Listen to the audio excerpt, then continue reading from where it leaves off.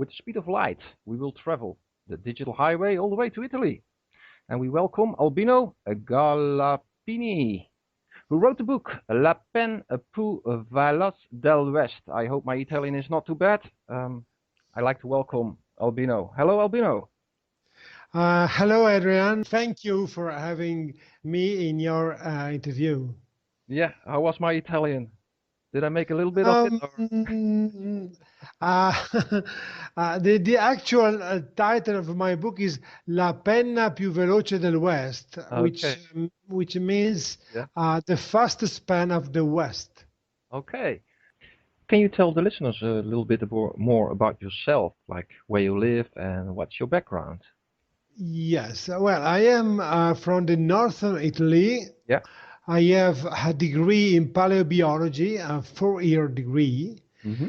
And I've been researching the moon oaks question since 2000, when a friend of mine from Milan gave me as a gift the Italian edition of the Bill Kaysen book, We Never Went to the Moon, which is called Non siamo mai andati sulla Luna in Italy. So it was mind-blowing for me, because I had suspicions about NASA exploits on the moon. And so I started researching that subject, and I quickly discovered that Bill Kaysing was right. No man has ever gone to the moon. So basically, you found the book, or you got the book as a present from a friend. Yeah, of you, from from a Milan. friend. Yeah. And that's the first time you basically were introduced to Bill Kaysing. Is that correct? Yes. Okay. And you were basically also looking into the moon landings at that point. Yes. The book you wrote, The Fastest Pen of the West, is about Bill Kaysing. What was the reason that you started to write a biography about Bill Kaysing? In 2005, when Bill Kaysing died, I found the news, small news in a website. I sent an email for condolences. After sending condolences to Bill Kaysing family, I received an email from his daughter, whose name Wendy. And so I start corresponding via email with her, and I suggested her to write a biography of Bill Kaysing.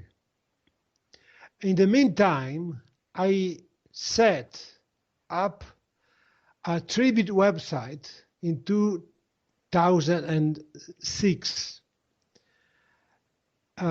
because I discovered that the figure of Bill Kaysing was much more significant than the moon oaks question itself. So I decided to write Bill Kaysing biography on myself. And so I read all those stuff, all those papers. And also I purchased several books Bill Kaysing produced. And so I wrote a 300-page biography of him. Can you tell me about how Bill Kaysing grew up? What kind of a youth he had, and what kind of friends, what kind of social environment he grew up in? Yes. Bill Kaysing was born in Chicago, Illinois. His family soon moved to South Pasadena, which is a small city in the Los Angeles County. in California. We grew in a middle lower class, Mhm. and his father died when Billy was just 9. He suffered much for the loss of his father.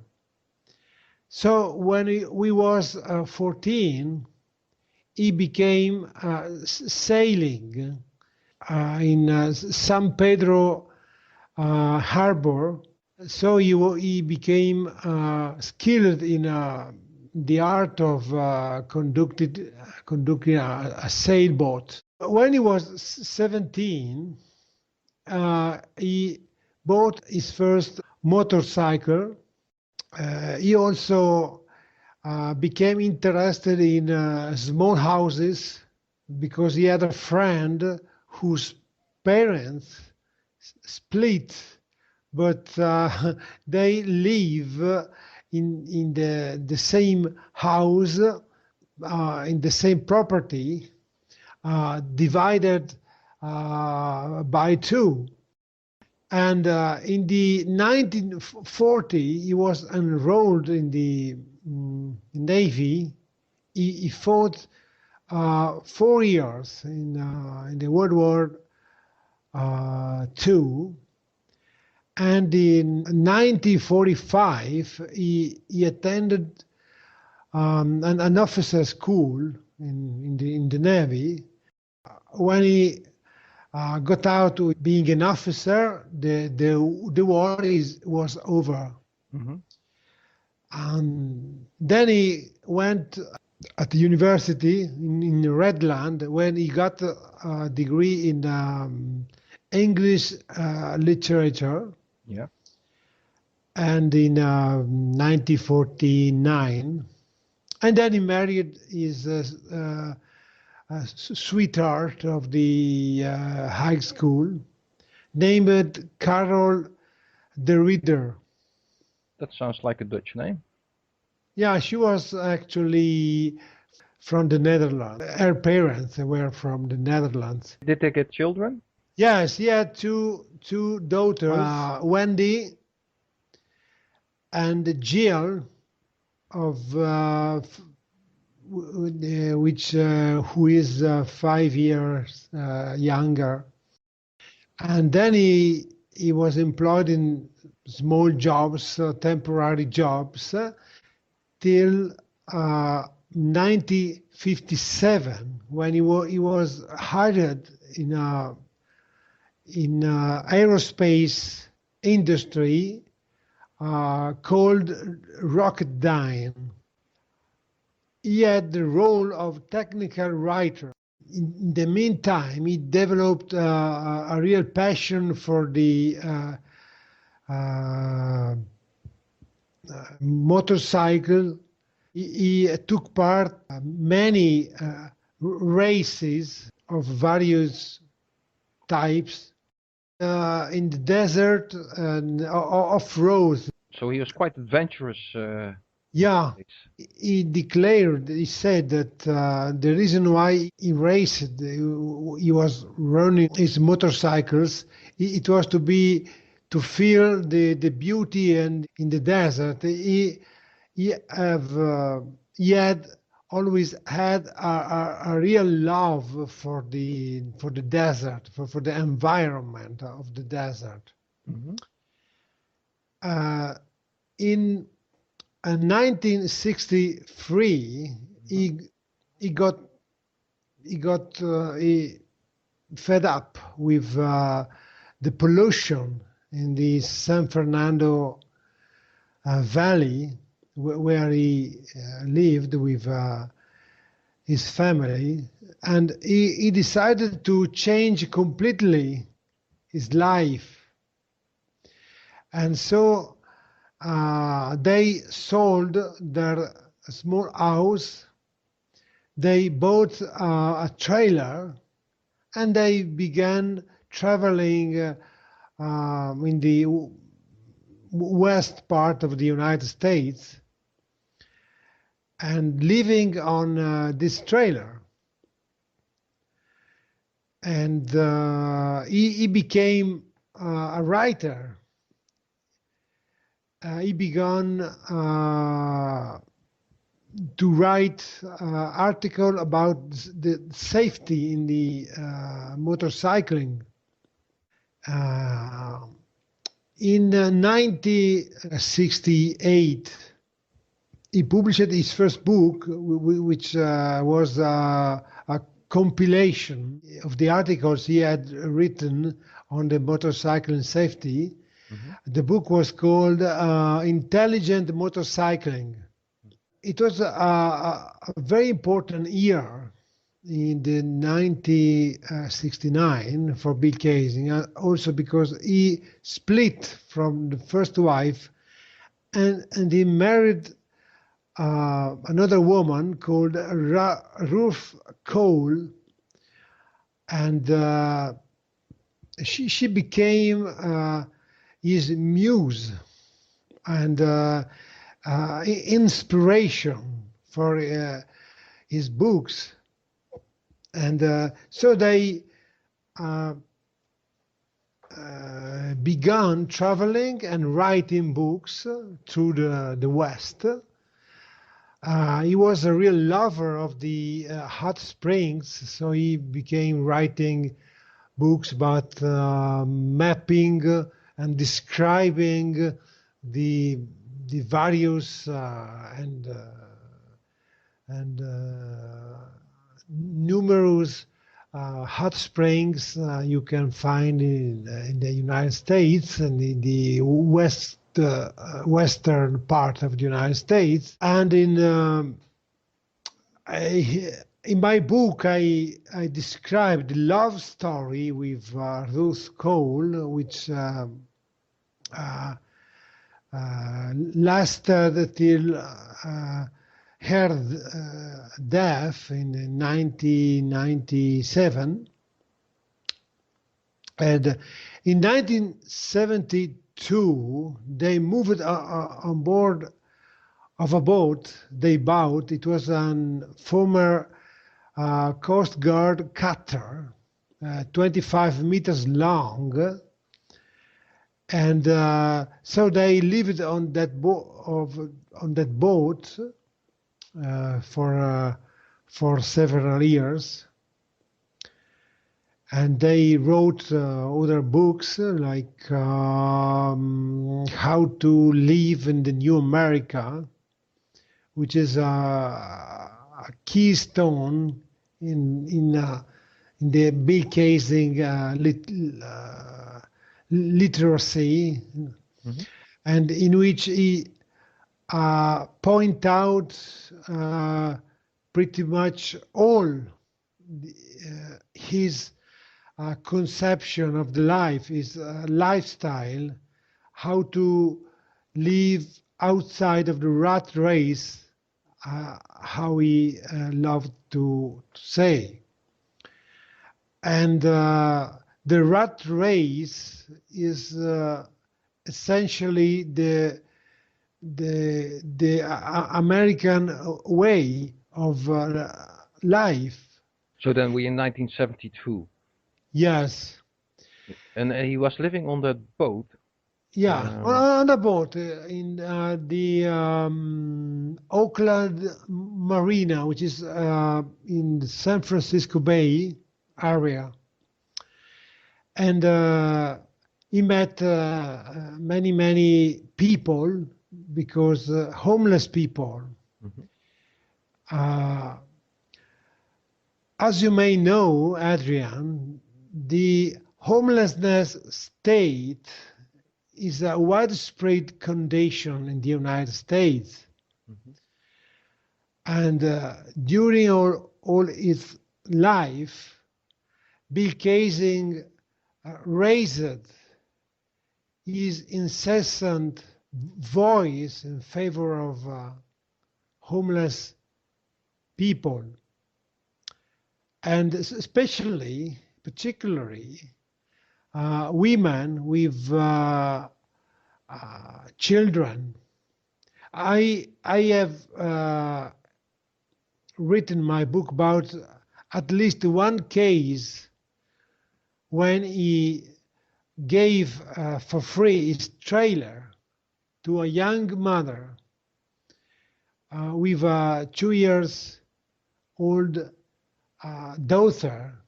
They were living in the bushes near Santa Cruz, and he could not stand those kind of situations. So Could that he, be that that had to do with his earlier losing his father when he was 9 year old? maybe you have found the point. Maybe he was so disappointed by losing his dad. So he had essentially uh, an infancy in which he was alone and vagabond, and so maybe in that period of time he became maybe he became able to think with his mind, not believing what mainstream newspapers and media say. So Yes, yes, I agree with you. Maybe you can go back to his infancy about his character. so is it from your research that basically what you're saying that he basically started just to put questions? He already had done that before, obvious, but more questions even around 1972 when he was living on the boat, did a lot of good work for the homeless people, that he really started how to say, to open his eyes and say like, whoa, there is more going on as the eye meets. Yes, yes. He maybe he increased his researches due to the action, the activity of being a writer. So he had to be documented. He had to do extensive researches in order to write his books. You say like in 1972, basically he wrote this book outside the red race, living Yes, in New America. yes, So yes. that was really a protest book against like modern society or the way things Yes, went. yes. In that book, you can purchase it in use it and probably new on the internet. The book is called How to Live in New America, Mm-hmm. and in that book, he teaches how to live cheaply, how to reuse everything, how to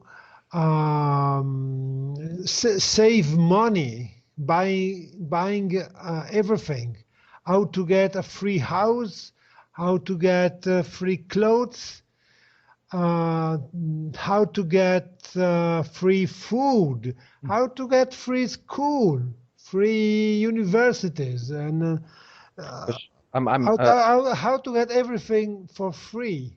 Because I'm looking here through your book, I have it here in front of me, and indeed I see like there is like ideas how to build a house basically from basically scratch.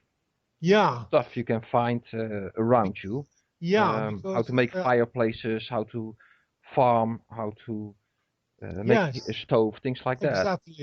exactly, because his goal was to teach to homeless people and of course also not homeless people Mm-hmm. to live outside of um, corporate imperatives, Mm-hmm. the obligation of buy things Mm-hmm. and to waste money and time to go to work to get money to be he spent almost immediately. Yeah. And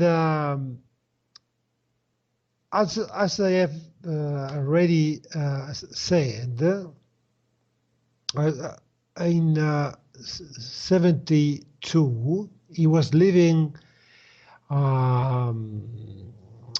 aboard of a big boat named the Flying Goose, Mhm. and he met some homeless people. In 1975, he had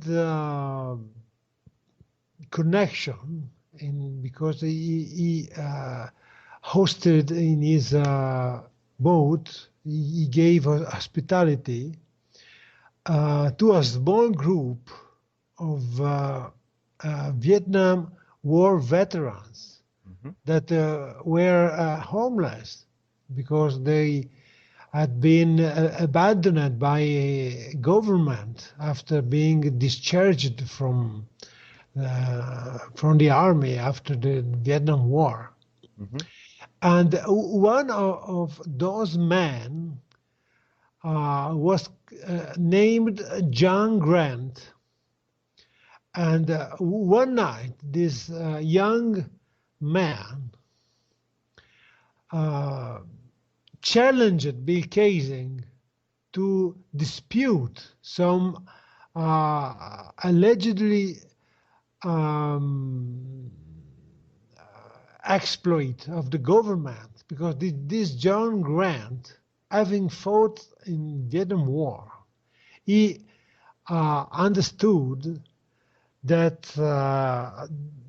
the whole Vietnam story was a fake, was just to go there and kill people for nothing. And Bill Kaysing was remembering how many times rocket failed in the Santa Susana Field Laboratory in the Simi Valley, where Rocketdyne, for which he worked from 57 to 63 for 7 years. Mhm. And so he became researching the moon landings in 75. And due to this guy, this veteran from Vietnam War, who also during the war became a drug addict. So actually, he inspired Bill Kaysing to write the book. Yes, and as Bill went through researches, the moon hoax, Mhm. the moon landings, he bumped into an astonishing number of inconsistencies and anomalies in all the moon Apollo missions, about pictures, about comments, about interview of the astronauts, and so on. And he quickly became convinced that the whole story of conquest of the moon was a hoax. So It's many times said that Bill Kaysing is actually the founder of the movement of the faked Apollo moon landings. Is that correct in your research? Was he the he, first one to write about it, like really publicly, and publish a book about it? well, Bill Kaysing himself stated that some newspapers or magazine, maybe in Europe, Northern Europe, raised questions about the authenticity of pictures in early times, maybe in 1969 or 1970, as the Apollo missions were running. But certainly Bill Kaysing was the one to gather all the evidences, all the elements about the moon hoax theory in a book. We can actually define him the originator of the moon hoax theory. And that book was published in 1975. Is that correct? Yes, the book was self-published in maybe early 75. And then... Can I ask you one question? Was it, was he not,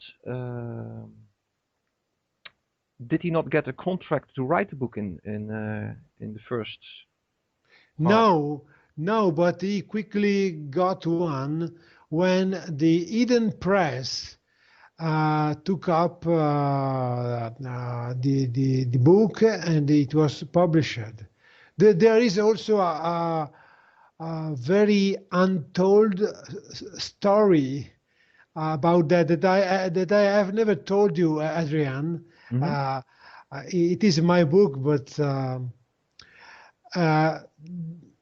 this guy, the owner of Eden Press, was named Barry Reed. Barry Reed was the brother of Randy Reed. Randy Reed is the famous co-author of the first edition of We Never Went to the Moon. Probably Randy Reed got his name on the cover just because he convinced his brother Barry to acquire the rights of We Never Went to the Moon. This is my opinion. It's not. I have not proof of that. But that's indeed an interesting story. So I have heard about a story. I don't know if that's also present in your book. That same year, 1975, Bill Kaysing was asked for a radio interview, and during the radio interview, the transmitter was standing in the hills. Was from out of a helicopter. Some napalm was dropped on it, and they went off of air. Do you know that story? Oh yes, I have it in my book. Yeah, and tell about it. Yes, Bill Kaysing himself reports this story several times during his interviews along the years. Actually, it happened at what you have quickly resumed. He was in a 3 hours show in a KOME radio, maybe in Texas, or I do not remember, but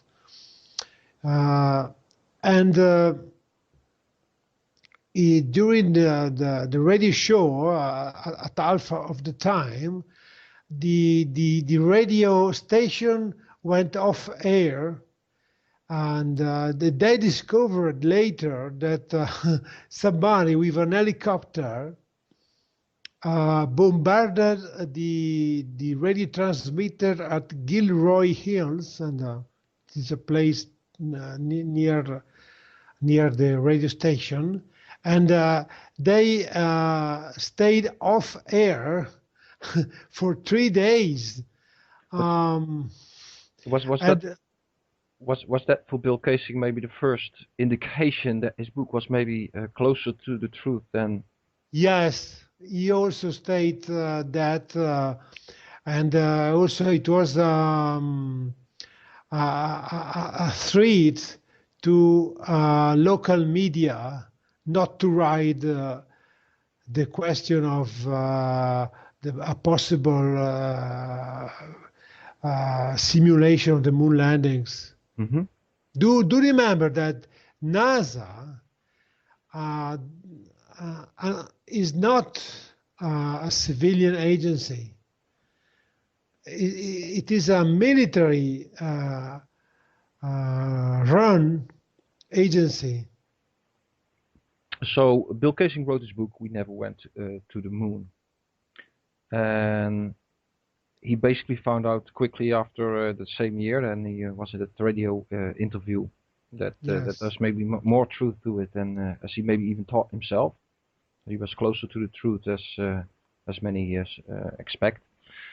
There is a story, and I've seen a bit of that in your book, about Bill Kaysing getting contacted by the Apollo 15 astronaut Irwin.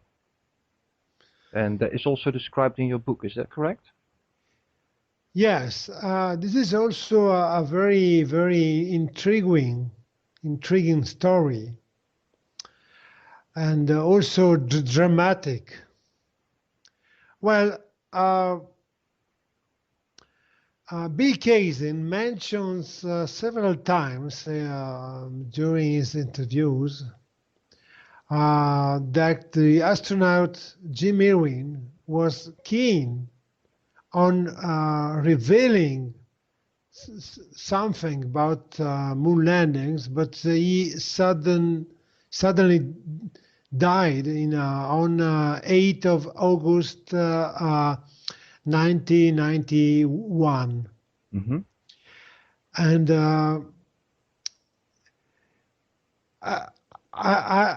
as I have already mentioned, I set up a Bill Kaysing tribute website in 2006. Mm-hmm. Well, in 2009, in October, a man by the name Charles Ellery contacted me via Bill Kaysing tribute website. Yeah. And he told me that he had been a long-time friend of Bill Kaysing. So I asked him for an interview, and because at that time I was running a web radio show called The Paper Moon, La Luna di Carta. And during that interview, Mr. Ellery hinted about this contact between Bill Kaysing and the astronaut Jim Irwin from Apollo 15. So what happened exactly? So you tell Irwin contacted Bill Kaysing, is that what you say?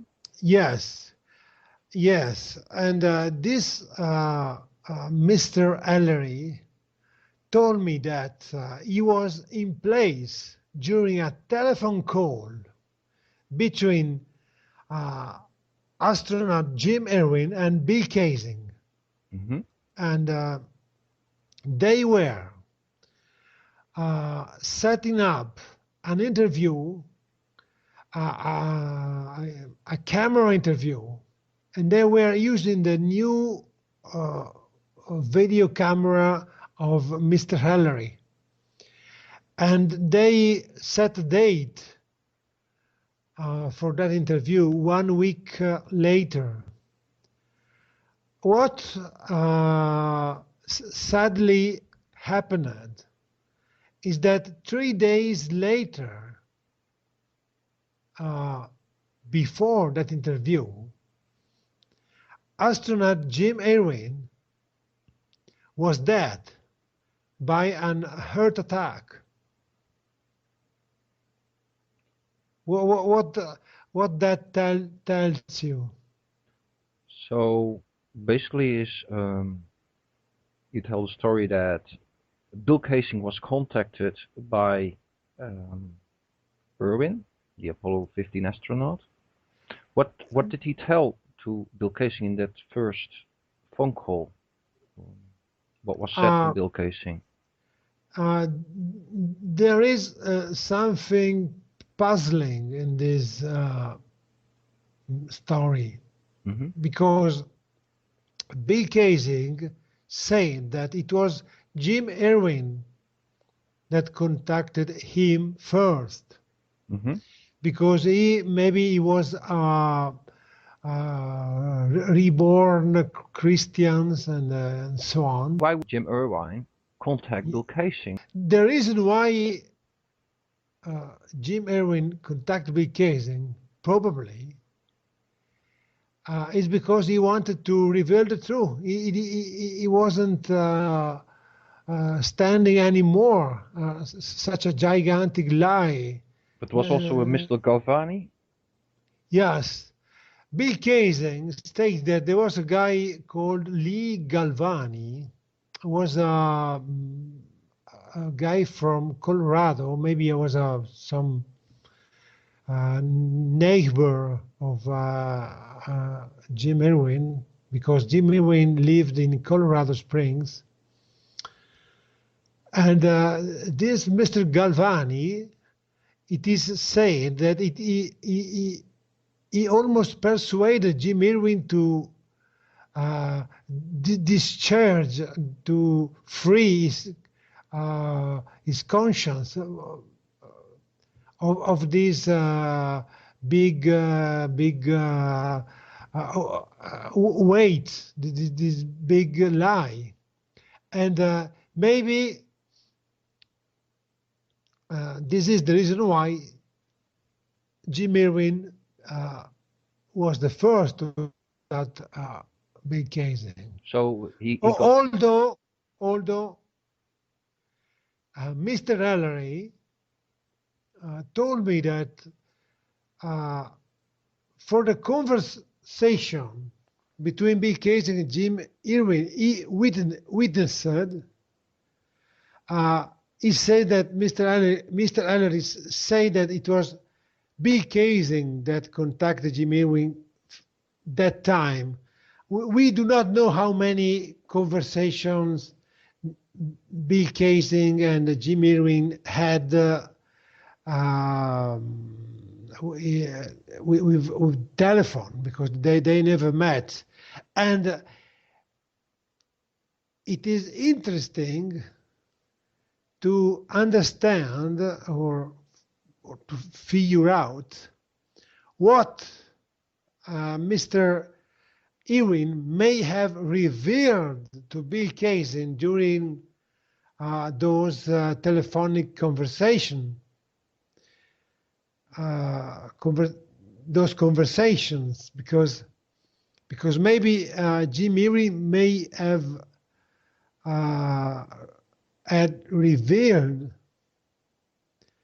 the place where the simulations took place, maybe where they stayed hidden during the so-called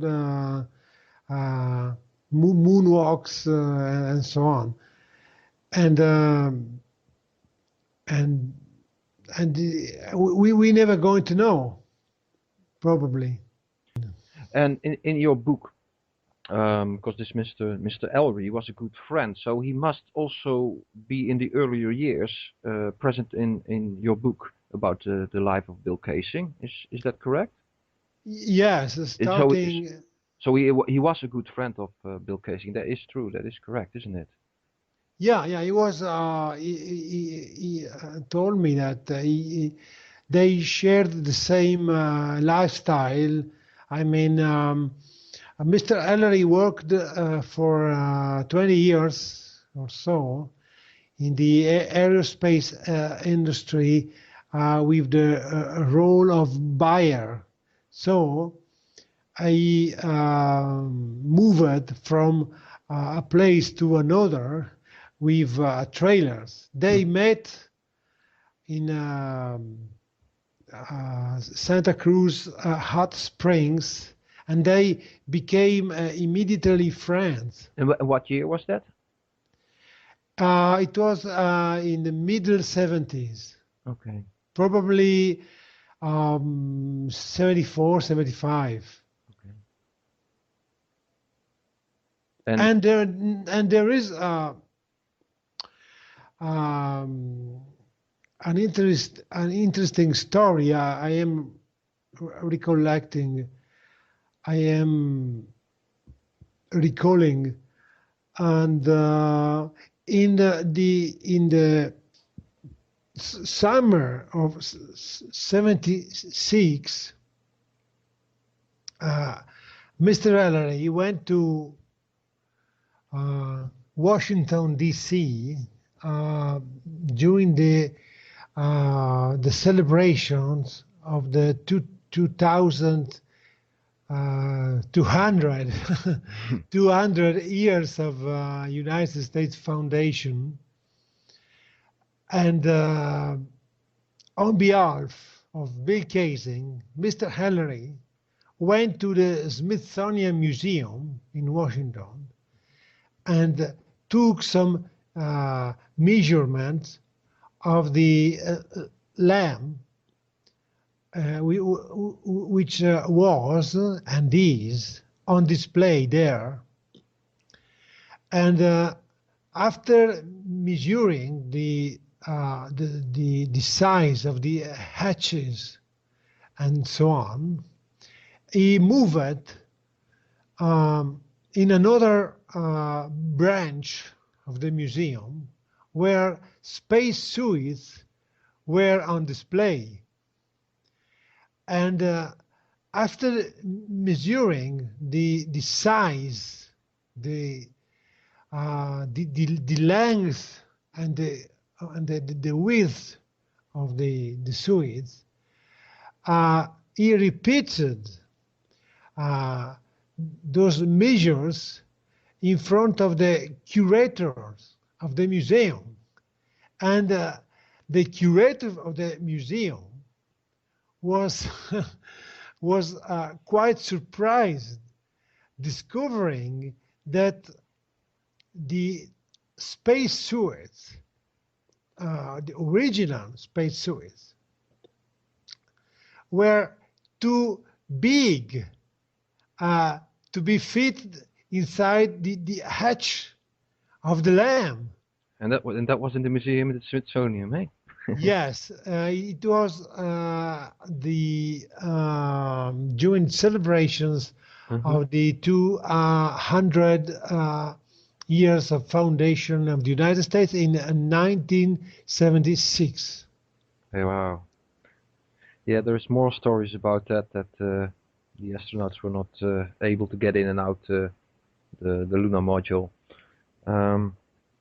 It's a very interesting story. So this Mr. Ellery is indeed a very good friend, because he's also described in other parts in the book, and even like I believe you found a news article, if I remember well, where Mr. Ellery is portrayed as Bill Kaysing. Is that correct?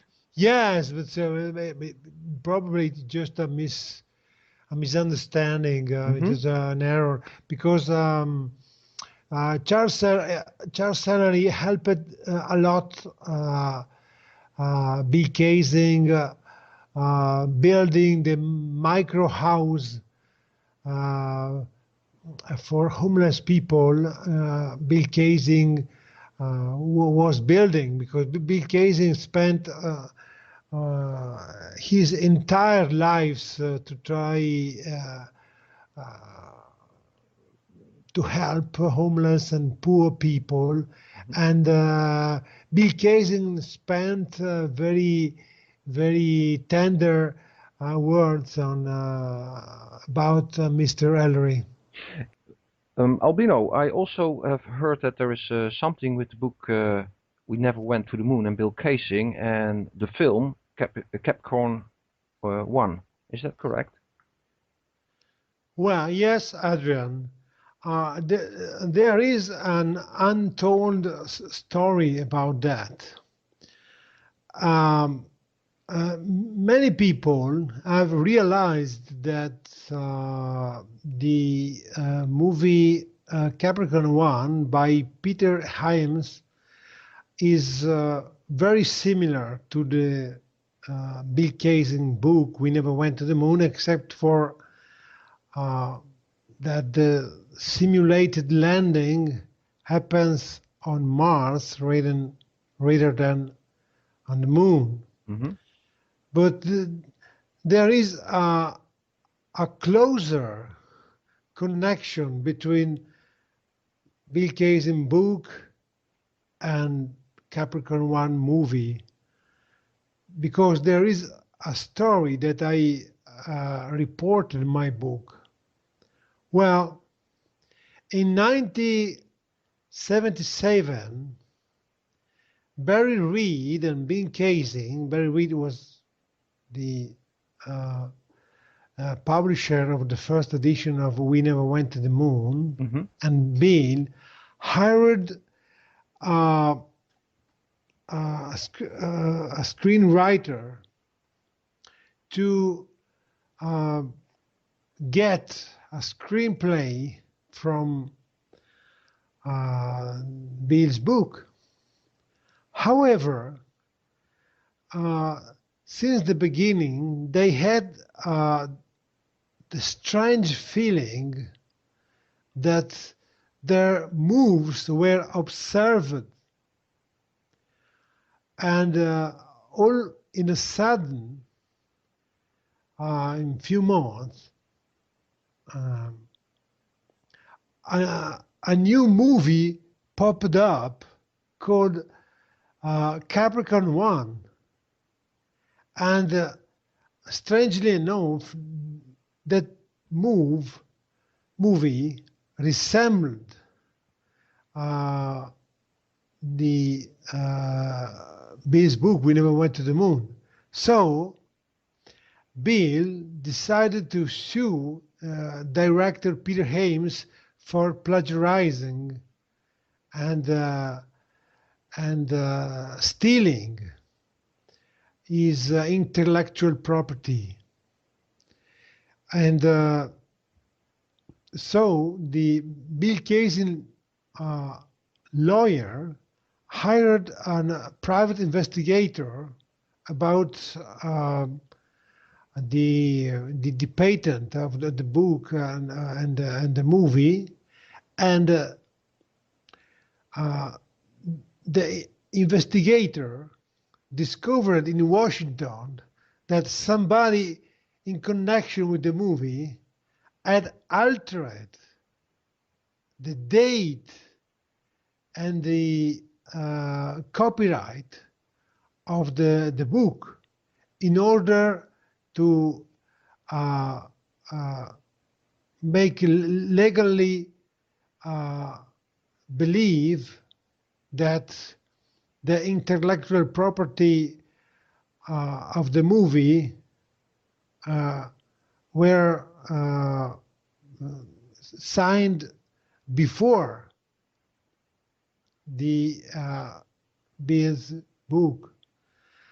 And such a gigantic fraud in a office, in a federal office, scared that much Bill's lawyers that he renounced, that he dismissed his role of being Bill Kaysing lawyer.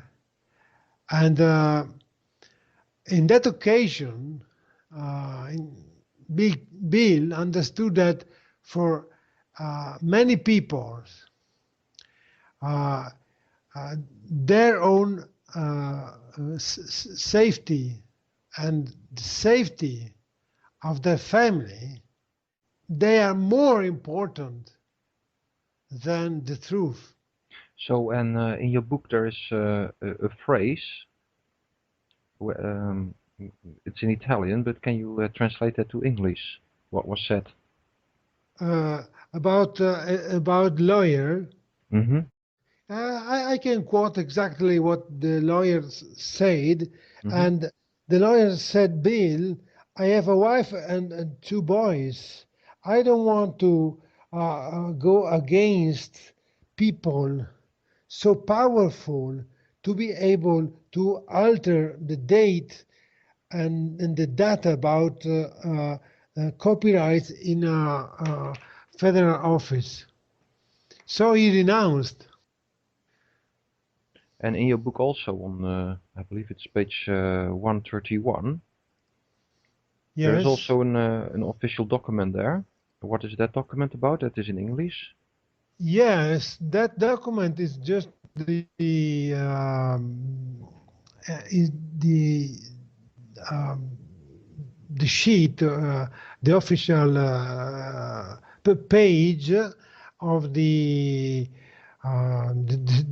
SUE of Okay. the he made in the Santa Barbara Tribunal.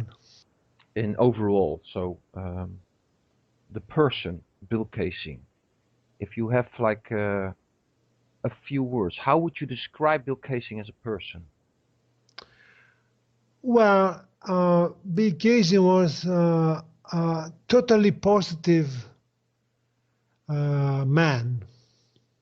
Uh, he teaches us through his books that we must always seek happiness. We must avoid negative people with vices, people that do not like life. Mm-hmm. And he was a very frugal man. He didn't aim to any luxury, although he spent later years in Las Vegas, and he met gamblers and dancers and many other rich people, but he never aimed to be rich. When he had some money in in his account on his bank, he used that to buy clothes and food to distribute to homeless people. Mm-hmm. He also wrote a book he distributed for free called Homes for the Homeless. I had a copy of that book thanks to Wendy Casing, and I made it digitally available through the Bill Casing tribute website, so anybody can download that book, Homes for the Homeless, and read it or print it to help people to find any kind of shelter, to have one. No, Well, not actually, that part of the book can be very interesting. So maybe the book of Bill Kaysing, what's free downloadable from your website, be yes. a good help for these people. So I would encourage people actually to go there to download it and share it with homeless people to see like where at least they can benefit from things. Well, I'm so proud about um, carrying on the in some way the Bill Casing work on helping people. We live in such a falsified society, so falsified world, not only about space exploration, but also the banking system, the um, the fake food made of plastic, Hmm. and and the homelessness state maybe is widening also in the old Europe, I fear. Mm. So, where can people find your work online? Well, I have a site, my personal site on the WordPress platform. Name is pianetax.wordpress.com, Mhm. which is written in Italian, which is my mother tongue. And I have, of course, the Bill Kaysing tribute website, www.billkaysing.com. And this site is written in English. Mhm. And my book, my biography of Bill Kaysing is available in Italian for the moment. I hope um, to have some translation in other languages. Mhm. And the Italian edition may be purchased, contacted me, and via my personal website, pianetax.wordpress.com. Okay, so and who knows? Maybe a film of the life of Bill Kaysing. Would that be interesting to you? Well, I am in talk with a couple of people to get a documentary about Bill Kaysing life, because it is so interesting and so full of action. It's a bit like Kerouac's On the Road, actually. And so I hope for a movie. Also, I hope for a action movie based on my book on the Bill Kaysing life. Who knows? Maybe Yeah. in the future. Who knows? Who knows? Well, Albino, I like really to thank you for doing this interview with me. Um, I will put up the websites and where people can download that free book of Bill Kaysing. I think that is one of the biggest contributions he has left us as human beings. And of course, the Apollo moon landings is a big part of his life, but there was much more to Bill Kaysing as the Apollo moon landings. I would like to close off this interview and thank you very much. I would like to give you the last word. Well, I thank you, Adrian.